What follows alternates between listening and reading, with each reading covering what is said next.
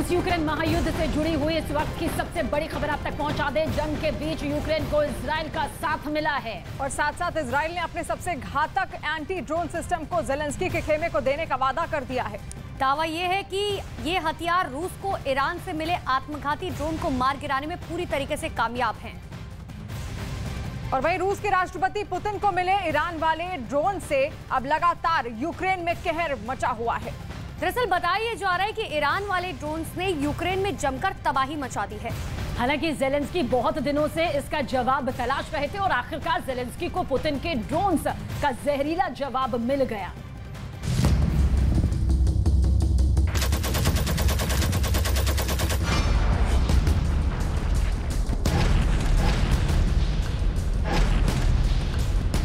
Zelensky के पास जीत वाली तलवार,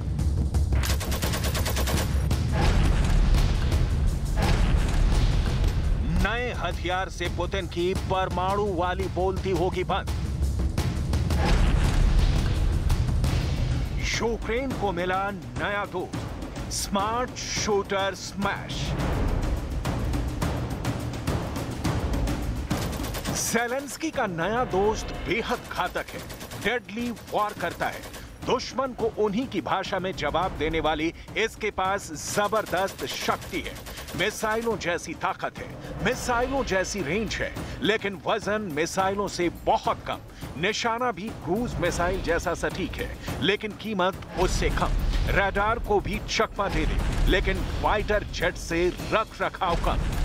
ये है made in Israel smart shooter smash. रूस के ड्रोन हमलों से बचाने के लिए इजराइल अब यूक्रेन के पाले में नजर आ रहा है और यही वजह है कि उसने अपने सबसे घातक एंटी ड्रोन सिस्टम को ज़ेलेंस्की के खेमे को देने का वादा कर दिया है, जिसकी मदद से यूक्रेन के सैनिकों को जंग के मैदान में दुश्मन के ड्रोन का मुकाबला करने में आसानी होगी और ज़ेलेंस्की रूस को ईरान से मिले आत्मघाती ड्रोन को मार गिराने में कामयाब होंगे। युद्ध में तबाही के 8 महीने होने चले, बर्बादी वाली तस्वीरें पूरी दुनिया के माथे पर अब बल डाल रही हैं।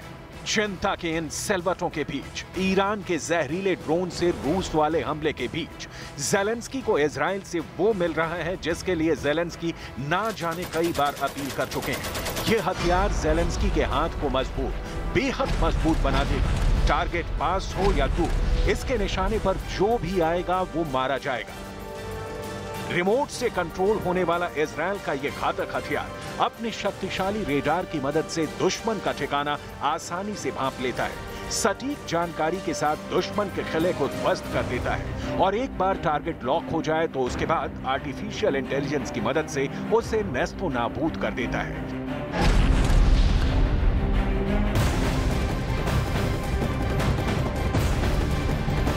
तो रूस को मिले ईरान वाले ड्रोन्स के बदले ज़ेलेंस्की के हाथ लगा है वो हथियार जो ज़ेलेंस्की के जोश अब और ज्यादा हाई कर देगा। ज़ेलेंस्की के हाथ लगा है वो हथियार, आखिर क्या कुछ इसमें खासियत है ये आपको बताएंगे।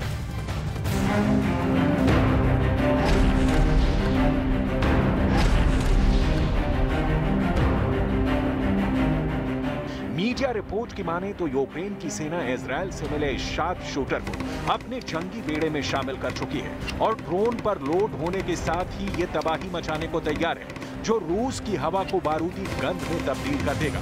दावा यह भी है कि रूस के पास मौजूद ईरान के शाहिद 136 ड्रोन से निपटने के लिए यूक्रेन की सेना इसे अपने सबसे घातक हथियार के तौर पर देख रही है।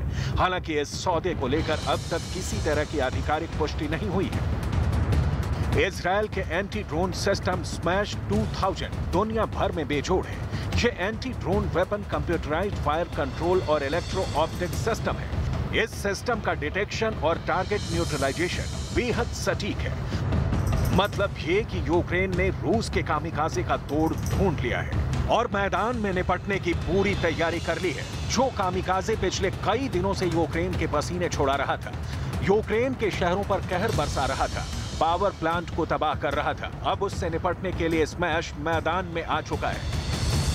स्मैश 2000 को इजराइल की कंपनी स्मार्ट शूटर ने तैयार किया है, जो कि anti drone system one shot one hit के फॉर्मूले पर काम करता है और आसमान में उड़ते ड्रोन को निशाना बनाने में माहिर है। स्मैश का मेन काम ड्रोन्स अटैक को नाकाम करना है। रूस से निपटने में ये बेहद कारगर साबित हो सकते हैं। एक स्मैश 2000 की कीमत 10 लाख से भी कम है। इसके दुश्मन ड्रोन्स को 120 मीटर की दूरी से मार गिराया जा सकेगा। महायुद्ध के बीच में छोटे ड्रोन यूक्रेन के लिए बड़े खतरे साबित हो रहे हैं, खास तौर पर जब एक साथ कई छोटे ड्रोन्स का इस्तेमाल किया गया। ऐसे में इजराइल का यह स्मैश दुश्मन के एयर डिफेंस को पूरी तरह से तहस नहस कर देगा। माना जा रहा है कि इजराइल के anti drone system sharp shooter की मदद से यूक्रेन एक बार फिर बाजी पलट सकता है। दावा यह भी है कि इस हथियार की सप्लाई से पहले शाहिद 136 ड्रोन की पूरी जानकारी जुटाने के लिए इजराइल के ड्रोन विशेषज्ञ यूक्रेन भी पहुंचे थे। युद्ध में इजराइल के स्मैश का मुकाबला जिस शाहिद 136 से है, मैदान में वो भी कुछ कम नहीं है। ये ड्रोन कैमरों से लैस है, साइज में छोटे हैं और दुश्मन के परखच्चे उड़ाने में माहिर। शाहिद 136 से 2000 किलोमीटर की दूरी तक दुश्मन को टारगेट कर सकते हैं। शाहिद 136 टारगेट से टकराकर बम की तरह ब्लास्ट हो जाता है। ईरान में शाहिद 136 को उड़ता बम भी कहा जाता है। शाहिद 136 रिमोट से कंट्रोल होता है और विस्फोटक से लैस। शाहिद 136 का टारगेट लॉक होने के बाद रुकना नामुमकिन है। शाहिद 136 ड्रोन कई घंटे तक आसमान में उड़ सकता है।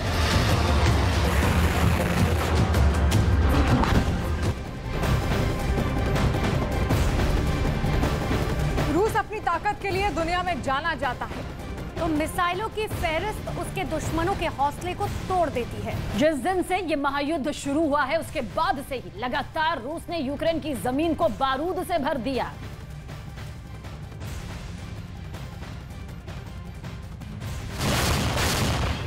ब्रिटेन के रक्षा मंत्रालय ने तो ये भी दावा किया कि यूक्रेन जंग में ड्रोन की कमजोरी सामने आने के बाद रूस उसे और मजबूत कर रहा है। इतना ही नहीं, दावा ये भी है कि यूक्रेन से जंग करते करते रूस वहां तक पहुंच चुका है जहां उसके पास आगे मैदान में टिके रहने के लिए गोला बारूद तक नहीं बचा है। 24 फरवरी को जंग शुरू होने के बाद कम से कम 23 रूसी KA-52 एलिगेटर हेलीकॉप्टर ब्लास्ट हो चुके हैं, यानी तकरीबन 25% हिस्सा तबाह हो चुका है।